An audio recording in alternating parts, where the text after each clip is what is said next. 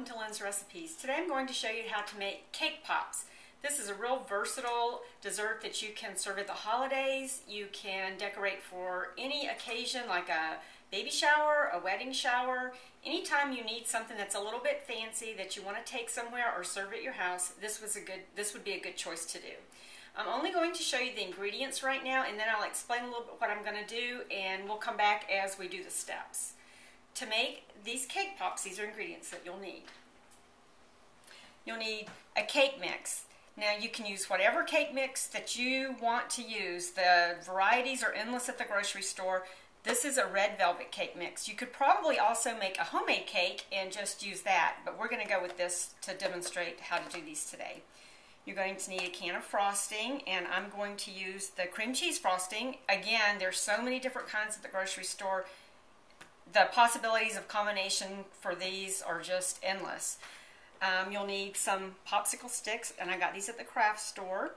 Now, if you prefer to use them as like just a little dessert and you don't want to put it on a lollipop stick, you can use some of these little dessert cups as you make them, and we'll go over that a little bit later when we get to that stage.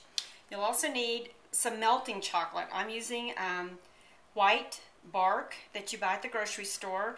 You could always use chocolate. You could get the little disc that you can find at the craft store. They come in a variety of colors, and that would be a possibility too.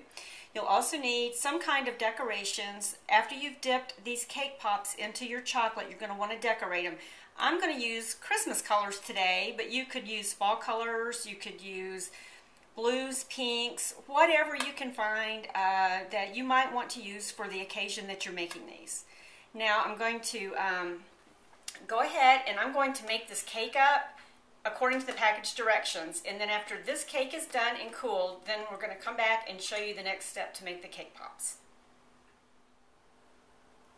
So my red velvet cake is done. I've taken it out of the oven and cooled it completely. So the next step to this recipe is just to take the cake and put it in the mixing bowl. So it doesn't matter, we're going to crumble it all up so we don't have to be careful with it. We're just going to put it in there.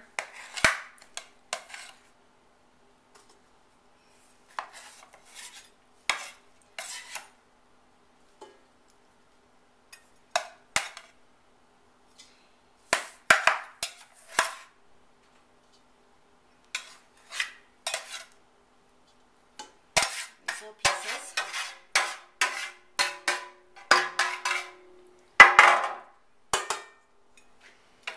Okay, and so now I'm going to take my icing and just put it on top of the cake.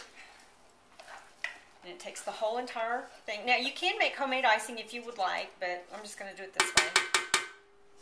It can all be homemade, but this is the way we decided to do it today.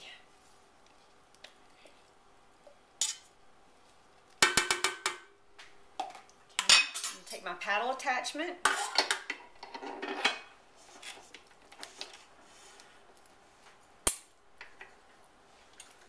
lower it down, and then I'm just going to crumble this all together. I'm going to let the mixer do the work. I'm going to start out slow.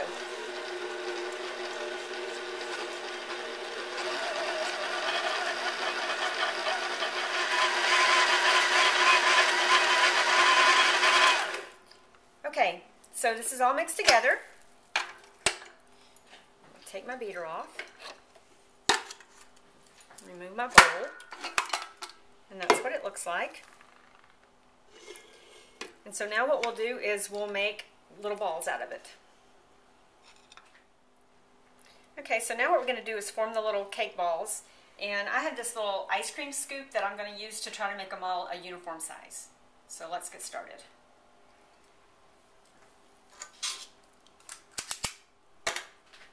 Just kind of roll them around, and I'm putting them on a cookie sheet that I've lined with wax paper so they don't stick.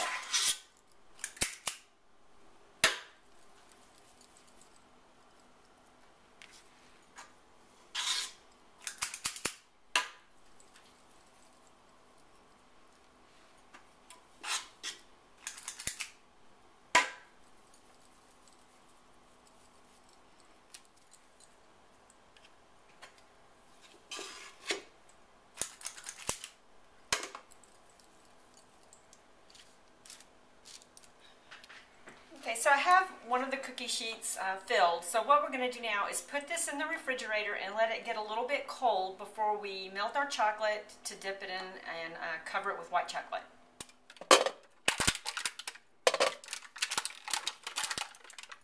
So I'm putting my chocolate in the top of my double boiler to melt it. And once this is done, we'll get the cake balls out of the refrigerator and we'll start dipping them.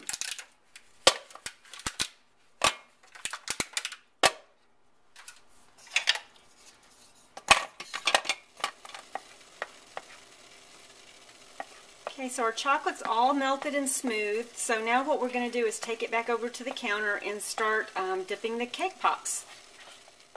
Okay, so to make the cake pops, I'm going to start by taking one of my Lollipop sticks and dipping it into the chocolate a little bit, and then putting it into the cake ball. And then I'm just going to spoon the chocolate over it to get it coated.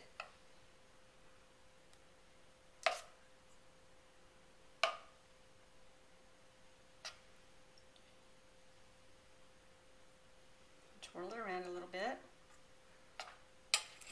And I'm going to come over here and I'm going to just drizzle sprinkles over it to make it really pretty. And stand it up in my little cake pop stand. So I'm going to continue doing that.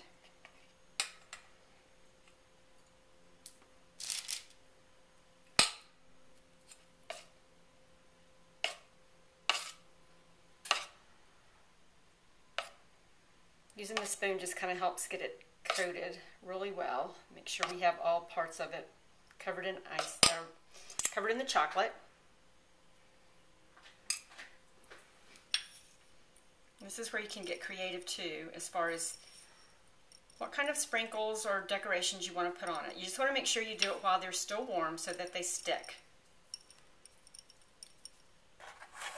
I'll put this one over here. There we go. I finished dipping my cake pops in the chocolate, and I've sprinkled them with all kinds of sprinkles here. And this is not actually all the recipe made. You can plan on getting between 40 and 45 out of the recipe depending on how big you make your cake balls. So now what I'm going to do is let the chocolate harden on them, and then we'll come back and show you how to serve them. The chocolate on our cake pops has now hardened. I want to remind you that I only dipped half of my recipe in the chocolate, and the other half I put in a Ziploc bag in my freezer to pull out later to dip in the chocolate as I need them. Now these are a couple of ways that you could serve them. You could stand them up in a glass, and I've got a couple of glasses here. And also I want to say that if you don't want to make cake pops, you don't want to use the Lollipop sticks, you can make cake balls. The only difference is when you're putting them in the chocolate, you just roll them around with a fork and put them on a piece of wax paper to harden up, but remember to sprinkle them before they get hard. So these are my cake pops. I hope you enjoy them.